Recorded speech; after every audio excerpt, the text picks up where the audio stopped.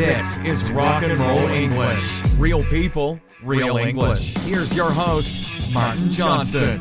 Hello everyone and welcome to another episode of Rock and Roll English, episode number 224, baby. Oh yeah.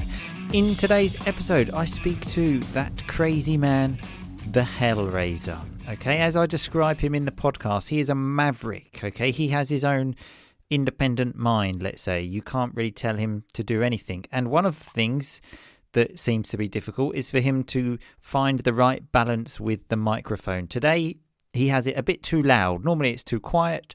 Today, a little bit too loud. So apologies for that. But as always, remember, if the sound is not perfect, it's good listening practice, because when you're out in a pub, for example, when people can go to pubs in non-pandemic times, then sometimes the sound may not be perfect when you're speaking to someone. So it's good practice. And we have a chat about being trustworthy. Notice that word there, trustworthy. Someone you can trust, and not trustable. We say trustworthy. But in reality, we just share old funny stories, which is basically what Rock and Roll English is. We also talk about a crazy dream I had involving the Hellraiser. Okay, now I can't remember if I mentioned this dream on a podcast before, and if I did, it certainly wasn't with the Hellraiser, so it will be interesting to hear his take on it, let's say. There's lots of rock and roll vocabulary which you can find at www.rockandrollenglish.com/episode 224 on that new website, the redesigned website. So remember, go there, and you can also join my newsletter where I talk about why I started Rock and Roll English, how Rock and Roll English can help you, and then I can also send you an email with some rock and roll news and also some music, which I still haven't actually done yet. I haven't actually sent a newsletter because I haven't had enough news. But when there is news, I will send you an email, because I'm not one of those people that will send you annoying emails all of the time. Don't worry. So if you are interested, rockandrollenglish.com, bang, on the homepage, there's a big picture of my horrible face and then a button to click on. But anyway, I will speak to you all again at the end for the rock and roll vocab, which there's quite a lot I forgot to mention. So we'll talk about that again at the end. But in the meantime, happy listening.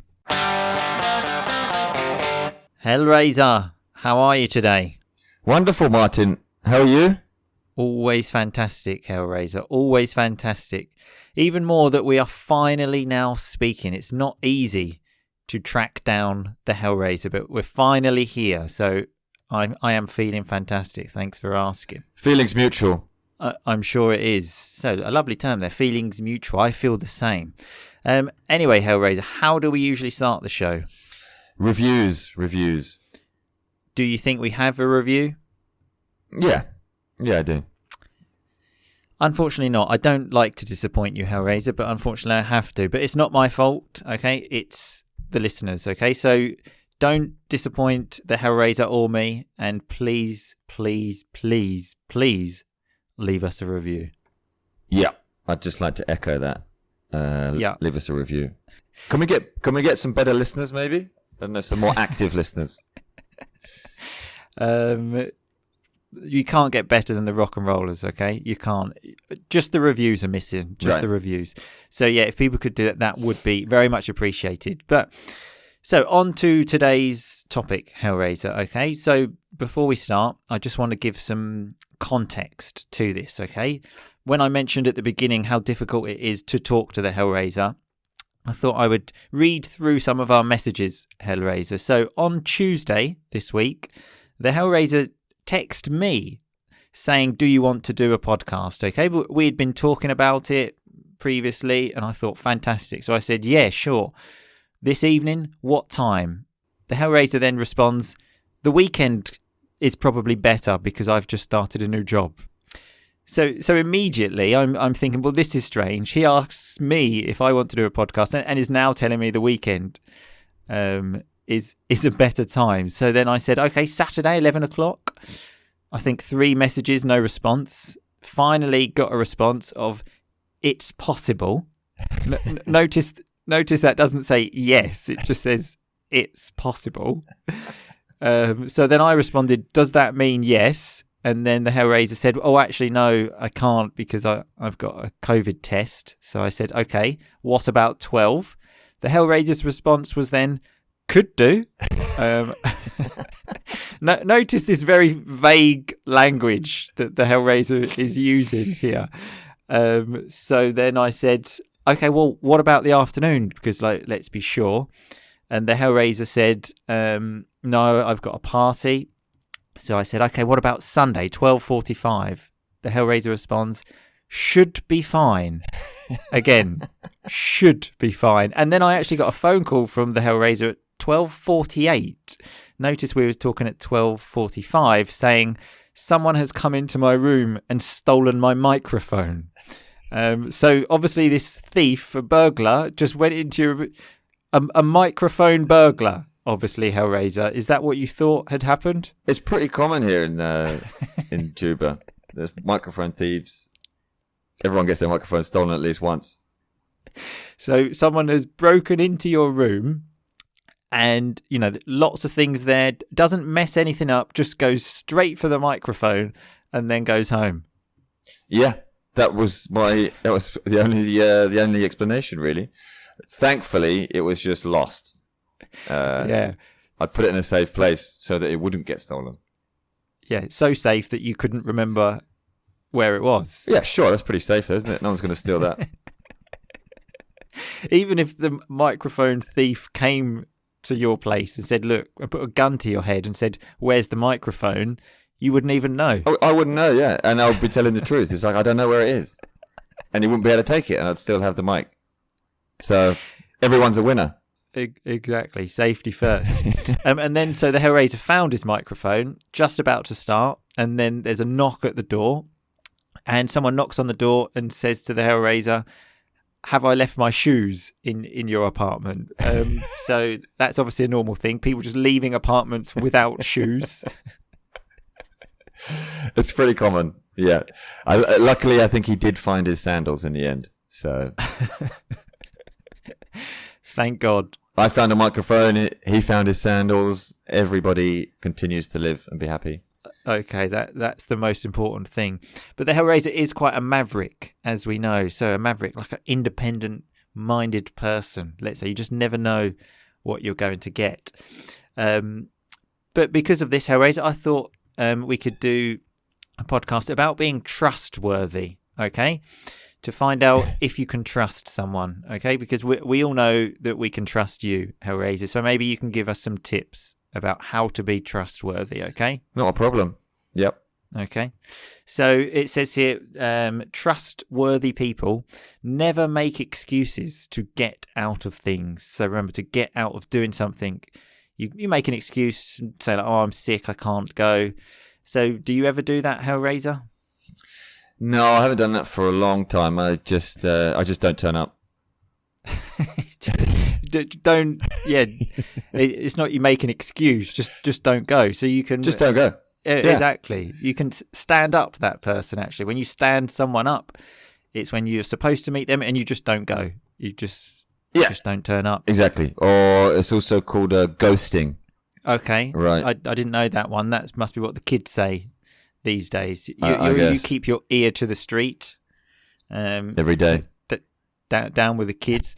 But speaking of this, it reminded me of that time, Hellraiser, where you had a party once, and I was on my way to the party with our other podcast friend, Boom Boom, and one of our other friends was already at the party, and to get out of the party, to basically leave, even though he was already there, made the excuse of, well, at the time, his girlfriend's cousin had died. Do you remember that one, Hellraiser? Yeah. I did. That was wild for excuses. That has got to take all of the awards. He left, and he did say he took a phone call. He didn't like the people that had turned up at the party. He was worried about his safety, and he said, just kind of took me aside and said, "Oh, look, my girlfriend's cousin's dead." And I'm like, wow, okay. I mean, you better go and see her. He goes, yeah, I know, mate. I mean, he got this long-winded, elaborate excuse. And he was like, but look, you can keep the beers. like that I bought, and I was like, oh no, you take them. You'll probably need them. Have a few drinks. And he was like, yeah, you're right. So he took his beer as well. That was like the kick in the teeth. I only found out about that like maybe 2 weeks later. Because I asked him, how's your girlfriend, how's she doing? And he was like, what? He'd forgotten about it. He'd forgotten about his lie. Yeah. Some lovely vocabulary in that story as well, when he said a long-winded story, so like basically a very long story, and how it was a kick in the teeth, like it's like the final insult. But you mentioned the people at the party were a bit strange, and I must admit, when I arrived, I kind of thought, I think my cousin's not feeling very well either. It was an eclectic crew. There's a few people around. Yeah, although I was very much prepared for this. I can't remember if there was a theme to the party, but I remember I turned up wearing basically a white hat, white gloves, and a woman's top that I had bought from Camden Market with silver shiny spots on it. But, you know, when in Rome, Hellraiser, do what the Romans do. Hey. For sure, yeah, definitely. It was a good party, I think. Great party. But and luckily no one actually died in the end. So yeah, all's well that ends well, as we say. A lovely term there. Exactly. So another one here, Hellraiser, is that trustworthy people, I don't know why, I got this from a ridiculous website, says they respect nature. Okay, Hellraiser, do you respect nature? Oh, very much. Very much. I do respect nature. Do you? Yeah, because I remember in a podcast once you telling me when you take your mum's dog for a walk, you sometimes don't pick up the shit because you see it as fertilizer that helps the grass grow. Yeah, it is. I mean, that is taking care of nature. Also, one time I've got bad experiences with cleaning up dog shit. I once went to go and put it in the bag, and then the bag split and my thumb went into the shit. And I had it all over my hand. This is the middle of the day in the park, and loads of people around, and then I just couldn't control it and just threw up in the middle of the field. So best just leave it on the floor. Leave it on the floor, yeah. I mean, I'm laughing, but just literally the other day, I was driving on the motorway with Mrs. R&R, and then baby R&R started kicking up a bit of a fuss. So a nice term there, kick up a fuss, start going a bit crazy. So we pulled over, a nice term there as well. When you pull over, you basically stop the car on the motorway in a kind of lay-by. So basically like a mini parking place, let's call it, on the motorway. And Mrs. R&R was feeding the baby, etc. And I thought, I really do need to go to the toilet. And it was the perfect place because I was kind of behind the car, lovely countryside. So I kind of just thought, I'm going to get out the car and go free. And I must admit, putting my trousers down there in the open wind, I really did just feel one with nature. It was a fantastic experience. Why did you take... You took a shit? No. I'm not that much of an animal. Just a piss. Just a number one, as we say. Why did you take your trousers off to have a piss? Jesus, what's wrong with you? That is odd. Just seeing a grown adult man with his trousers around his ankles pissing in a field. There's no need for that. Yeah, the cars were driving past and I was just naked from the waist down. I took off my jeans, my pants, my socks, my shoes. I took it all off just to feel one with nature. Just put your arms in the air whilst you're pissing. Like a starfish. Well, that does sound pretty good, actually. Well, what I actually did was just lower my jeans and pants just enough for the, let's say, the organ of the body needed to do a piss to come out, and then continue with the piss. But like I said, it was a great feeling. But then I went to go back into the car because there was quite a big smell of cow shit around. But you know, you're in the countryside; it's all part of the experience. Yeah, for sure. And then I got back in the car. And Mrs. R&R said, it's still really smelling of cow shit. And I said, it's just coming from outside. And then after about 10, 15 minutes, I realised it was actually on my shoes. And so I'd brought cow shit into the car because I'd stepped in it. And then that we had to pull over again. I'm cleaning the cow shit. I'm cleaning the pedals of the car to get the cow shit off. And then baby R&R then just decided to vomit everywhere. It was just pandemonium. It was just total chaos. That doesn't sound nice to me. Was that just like a nice weekend drive you were having? Yeah. Not going to do that again. A nice relaxing drive in the countryside. Yeah. But I think it was just part of the experience of feeling one with nature, which I mentioned. You don't like animals at all. You don't like any animal. Is it just like plant kingdom that you like? When you say you respect nature. I'm not even particularly fond of plants, to be honest, because especially like flowers and stuff. Like you have them in your house, and then some insects go in the flowers. Like, what's the point? Fuck them. So you just prefer like a dead zone. If there was just you, your wife, and your child in the world, that would be it. That would be nice. Well, in an apartment or someone like a modern building with air conditioning, that's what I'm talking about. Where did you pick up the fear of all animals? Because you don't like going into the sea, do you? Either because there's fish. You don't know what fish are in the sea, Hellraiser. It could be a jellyfish in there. It could sting you. There are lots of stories about people dying in the sea. So is I don't like it. I haven't heard a story about that for a long time. Well, I don't know anyone personally that has died in the sea, but I know it's happened, okay? And I like to keep the probability of dying as low as possible every day. You know, I'll get in the water, have a little splash. I've actually done that in the past because I didn't want to get completely in. Yeah. But so just literally just like throwing some water on your arms and on your face and then going back onto the beach where it's safe. So... That is mind-blowing. That's mind-blowing. A lovely term there, mind-blowing, like it just cannot believe it.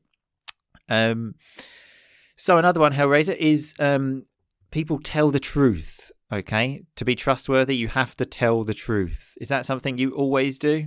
I pride myself on it. Maybe when you're younger, you kind of make up like excuses. I remember once I didn't call in sick for a job. And then when I went into the work the next day, I told them that I was too sick to get to the phone. So that's why I couldn't call.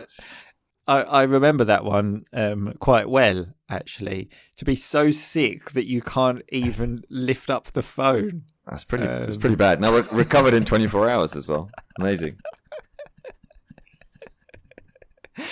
Unbelievable. Yeah. Unbelievable, really. Or, other times where, for example, you tell the truth. I remember before Corporal Coma's wedding, actually, because the Hellraiser and I had to do a speech, and we agreed to meet on Friday night. I think we were talking at like 9 o'clock at night, Friday, and then to obviously discuss what we're going to talk about on the speech. The Hellraisers, I'll be there. And then at about 7:30 p.m. on Friday, the Hellraiser texts and says, I'm working late tonight. So you were working to 9 p.m. and you only found out at 7:30 p.m. because that very much sounds like the type of time you would be in the pub and maybe having a few drinks. But obviously you just had a lot of work on that weekend. Martin, I wouldn't lie to you about that. And it's hurtful that you think I would. When was this? Why would I? What, we meeting up in person? No, on Skype. On Skype. Yeah. Got a lot of work on. Lots of work. Yeah. Lots of work on. And I was talking about animals, actually, thinking of another time, actually, when a friend lied to me, and I was staying at one of our friends, like his house. And there was a spare bed there. And he said to me, okay, you can sleep in that bed. And I thought, okay, great. And then he told me the next day that was actually the bed where his dog usually slept. And then I actually got a skin infection. So, that was another great story. Oh, I remember that. You were spreading that skin infection all over town. That's only because I like to be in contact with people. But the skin infection did not start with me. Okay, Mm-hmm. Did not start with me. It started with a friend lying to me about a bed which he told me was clean, which really the sheets hadn't been changed in about 2 years, and his dog had been sleeping in there. And the friend in question also lived on a farm, so God knows what his dog used to pick up every day. So maybe it was there. Maybe that's where my hate of animals started. I'm not sure. No, it was before that. But I think it's also mutual. I mean, they don't like you. Dogs just see you and go get angry. Yeah, I mean, it goes both ways. That's completely true. So, an important one here is that trustworthy people are always loyal. Hellraiser, are you always loyal to friends, family? Yeah, very much. All the time. Because I actually had a dream recently. I mean, this is quite worrying that I dream about this, that you and I were in a relationship together, Hellraiser, okay? And then we were in the relationship, and then you decided to leave me for a woman, okay? And I remember looking at you with this woman, and I was gutted. So I was really disappointed. And I remember thinking, why did I leave my family? I had a lovely wife, a lovely child, and I left all of this for the Hellraiser. I should have known he was going to do this. It was a horrible feeling. I'm sorry I let you down. And then I told Mrs. R&R about this dream, basically in the middle of the night when I woke up in a sweat. And then she very much didn't want to listen to me. And then when we woke up in the morning, she said, I think we should have a new rule. And I thought this was a bit strange. We don't normally have rules. And the rule was that we don't talk to each other during the night. Yes, it's a good rule. So you mean you don't wake her up in the middle of the night telling her about some mad dream you've had? Yeah, basically that's now forbidden in our household. It's worrying that was even needed to be a rule, to be honest. I was in pieces, Hellraiser. So when you're in pieces, you're like distraught. It was just a horrible experience. I hope you know that in real life I wouldn't do that to you if you wanted to make a go of stuff. And I'm really pleased you're asking me on this public forum. It's good. It means a lot. So a lovely term there, to make a go of it, basically. So let's try and make this relationship work. Let's take it to the next level. Well, that means a lot to me, Hellraiser. Thanks a lot for that. So the last one we have here is that trustworthy people do not laugh at other people's misfortunes. Is that something you would ever do, Hellraiser? No, I've got to admit I'm quite bad at this one. I just watch videos of people falling over constantly. I quite enjoy it. That's a strange thing, actually, because you have enjoyed that for a long time. I remember when videos kind of started on the internet, like YouTube kind of thing, and I wasn't familiar with these funny videos, and going around the Hellraisers, and he just showing me 50 videos of someone falling over and lots of other nonsense. It never gets old, though. Speaking of people falling over, though, I was thinking of that time when we were running in a train station, and I think we were running from one nightclub to another. I'm not quite sure why we were running so fast. I think it may be because it was cheaper to get in before 9 o'clock or something. So, it was, yeah. So we were running as fast as we could, and the Hellraiser taking a quick turn in the train station and falling over with a bottle of Smirnoff Ice in your pocket. Yeah. That could have gone really badly. But I bounced back pretty quickly, though. I was going to say, I didn't even have the time to laugh at you because you went down and you were up in no time, and you just really wanted to save that £3 to get in the nightclub earlier, I think.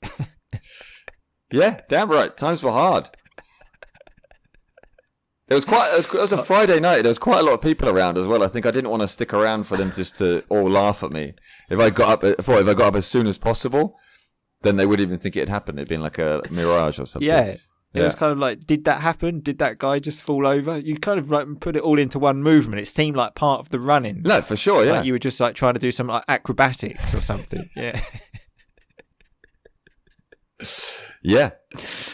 Oh, great times, great times. Well, I mean, I think you've passed the test, Hellraiser, then, of you are a trustworthy person. We started the podcast and I was thinking, is he trustworthy? But we finished it and got no complaints. 100% trustworthy. Good. Thanks. And if you do want to hook up and make a go of stuff, then you've got my details. Okay, I will think about leaving my wife and child for you. Just think about it. Just think about it. I will. Some food for thought. But a pleasure as always, Hellraiser. You too, Mr. Martin. See you soon. Speak to you soon. Bye-bye. Bye. Okay, so that was me speaking to the Hellraiser about being trustworthy. And I said it's difficult to track him down. It's difficult to find him. And then when I said it was great to talk to him, he said the feeling's mutual. Now, lots of this language, I'm sure you understand. I'm just highlighting the terms because they're really nice terms that we use. And I also described the Hellraiser's language as being vague when he said, yeah, we could do, it's possible I can meet you, it should be okay. That is vague language.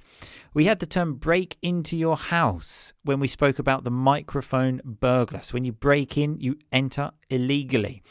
Then the Hellraiser said everyone's a winner because his friend found his shoes, he found the microphone. So it's a good situation for everyone. Everyone is a winner. Remember, we described the Hellraiser as a maverick, someone with that independent mind who you can't control, let's say. We spoke about standing someone up, about when you agree to meet them and say, I'll be there at 6, and then you just don't go. You stand that person up. Hellraiser also used a lovely term when we were talking about our friend that didn't go to the party. Well, sorry, that did go to the party but then left because he made up the excuse his girlfriend's cousin had died. And Hellraiser said he took me aside and said this, a lovely term, to take someone aside. Notice that aside is one word, aside. And the Hellraiser said he gave him a long-winded excuse. We love this term, long-winded. Long-winded story, long-winded excuse we usually use it for. I don't know why we just don't say long, because it's essentially the same thing, but it's much more rock and roll to say long-winded. We then mentioned the kick in the teeth was that our friend took his beer. So already he had done something wrong, and then the final insult was he took the beers. And then I said to the Hellraiser, well, all's well that ends well. Nobody died, we're all okay. A lovely term there. All is well that ends well. So if everything finishes okay, then everything's okay. I mentioned baby R&R kicking up a fuss in the car. That's because she wanted to eat and was crying and going crazy, but also people can kick up a bit of a fuss. I mean, baby R&R is also a person, but grown-up people, let's say, people that complain, kick up a fuss. We spoke about going to the toilet, and I said it was just a number 1. Remember, we have these names and numbers, in English. Number 1 is a piss, basically. Number 2 is a shit. And I said in the car it was pandemonium, with me with cow poo on my feet. Baby R&R had pooed, was sick. It was pandemonium. It was total chaos. Then when we spoke about going in the water and how I'm scared of the water, notice how I said to the Hellraiser, I like to get in the water. So that's a nice term, I suppose, we can use when, you don't have a swim. You just get in and have a splash around. You get in the water. The Hellraiser then said it was mind-blowing that I don't like animals or plants. Like, you just cannot believe it. It blows your mind. Notice as well how I said God knows what his dog used to pick up when I slept in my friend's dog's bed. I said God knows what his dog used to do every day because he lived on a farm. Notice that, God knows. Only God knows. I don't know. You don't know. Only God knows. I also said I was gutted when the Hellraiser left me for another woman. So when you're gutted, you're very disappointed. I said I was in pieces. There's a nice term as well. When you're in pieces, you're so upset. Another word for so upset, distraught. We also had that as well. I said that, didn't I? The Hellraiser then said, well, if you wanted to make a go of things, there's a nice term. Maybe a couple, they've broken up a couple of times, but then they finally decide to get back together. Maybe they say, we've decided to make a go of it. A very strange term, I know, but that's what we say. And speaking of the Hellraiser, when he fell over, he said he didn't want to stick around for people to laugh at him. So to stick around, to wait around, basically, and wait for people to laugh at you. But remember, all of this vocabulary is on the website, rockandrollenglish.com/episode 224. I will speak to you all again very soon, but in the meantime, just keep on rocking, baby. Thanks so much for listening to Rock and Roll English. For more great content and to stay up to date, visit rockandrollenglish.com and facebook.com/rockandrollenglish. We'll catch you next time.